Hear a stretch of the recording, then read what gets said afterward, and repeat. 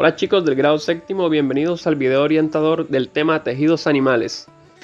En la actividad número 1 o actividad de indagación, ustedes van a leer detenidamente el texto que aparece allí señalado.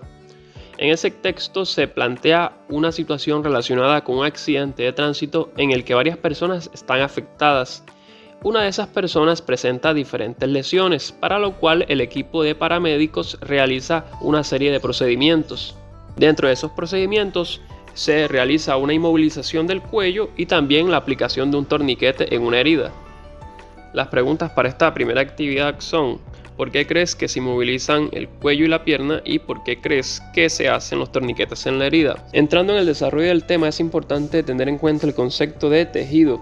Recordemos que los tejidos son conjuntos de células similares que realizan una función especializada. El tejido epitelial, por ejemplo, cubre las superficies libres dentro y fuera del organismo. Cumple funciones de secreción y de protección. En cuanto a protección, puede proteger órganos internos como el estómago, el intestino y algunas cavidades como la boca. El tejido epitelial también conforma la epidermis, es decir, la capa más externa de la piel. El tejido glandular se relaciona con la producción de sustancias como la saliva, la leche, las hormonas, las cuales se liberan en los conductos o en el torrente sanguíneo. Hay células epiteliales especializadas que conforman las glándulas, que son las principales estructuras del tejido glandular. Existen tres tipos de glándulas: las glándulas endocrinas, las cuales vierten sus productos directamente en la sangre, y sus secreciones se denominan hormonas, sustancias químicas que regulan diversas funciones orgánicas. Las glándulas exocrinas son diferentes a las endocrinas debido a que vierten sus productos en conductos o tubos que terminan en el nivel de los epitelios de revestimiento. Un ejemplo de estas son las glándulas sudoríparas. Por su parte, las glándulas mixtas presentan ambos comportamientos, tanto endocrinos como exocrinos. Un ejemplo pueden ser los ovarios y los testículos.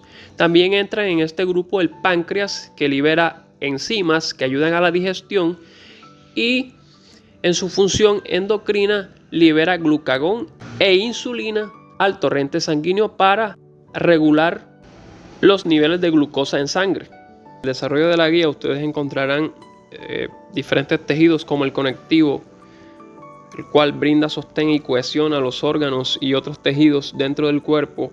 También encontrarán el tejido óseo, el cual cumple funciones mecánicas y metabólicas.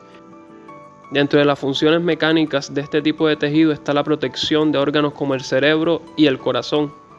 Y en las funciones metabólicas está la producción de células sanguíneas, proceso conocido como hematopoiesis y que se origina en la médula ósea. En cuanto al tejido sanguíneo, es importante que ustedes revisen las funciones de algunas células que lo componen, como por ejemplo los eritrocitos o glóbulos rojos, relacionados con el transporte de oxígeno, los leucocitos o glóbulos blancos relacionados con la defensa ante patógenos, y los trombocitos o plaquetas relacionados con la coagulación de la sangre.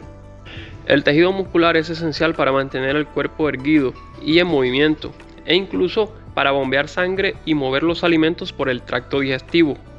Las células musculares, con frecuencia llamadas fibras musculares, contienen las proteínas actina y miosina que les permiten contraerse.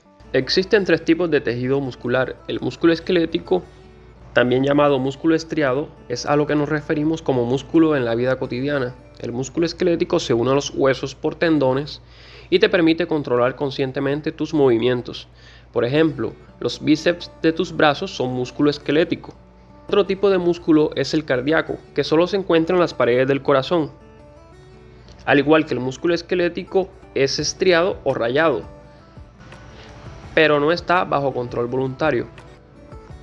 Finalmente se encuentra el músculo liso, el cual lo puedes encontrar en los vasos sanguíneos, así como en las paredes del tracto digestivo, el útero, la vejiga urinaria y otras estructuras internas.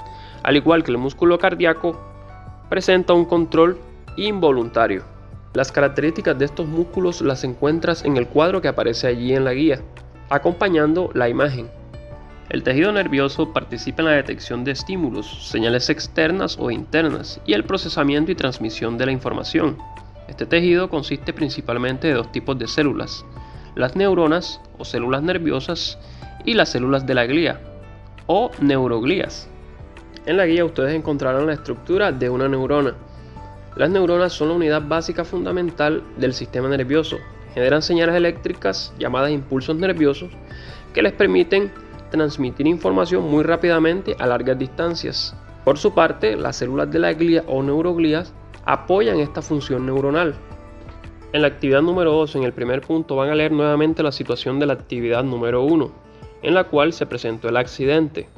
Van a revisar nuevamente esa información y a determinar si la persona que aparece allí accidentada con diferentes lesiones presentó afectación en el tejido epitelial. En la segunda pregunta van a explicar con sus palabras cuál es la función de las glándulas en el organismo. En el tercer punto van a llenar la tabla y van a mencionar en una columna diferentes órganos. En la siguiente columna los tejidos que la conforman y en la tercera columna van a hacer un dibujo relacionado con el tipo de tejido que presentan esos órganos. En la cuarta pregunta van a dibujar en una hoja de blog un ser humano y señalar en él los tipos de tejidos musculares, estriados, lisos y cardíacos, indicando las diferencias que estos presentan. En el punto 5 van a explicar cuáles son las relaciones que se pueden dar entre los diferentes tejidos del cuerpo humano. En la actividad número 3 ustedes van a leer la información que allí aparece indicada y a resolver 4 preguntas. Esta información está relacionada con la función del tejido nervioso y del tejido muscular, así como otros tejidos que ustedes puedan identificar aquí en la lectura. Para ello, entonces, por favor lean detenidamente el texto y luego resuelvan las preguntas que aparecen allí en la guía.